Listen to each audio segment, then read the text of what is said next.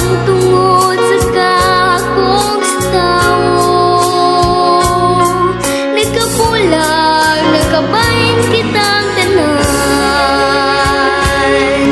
Sagad ako sa pagmahal sa iyo. Ibatala ang anak nga nahimong tao.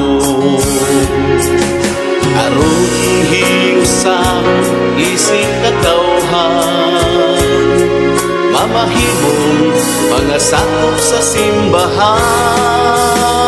Magkahiusang bakitang tanan, pagkauyon nga nagsuot magsinaptanan, pagkati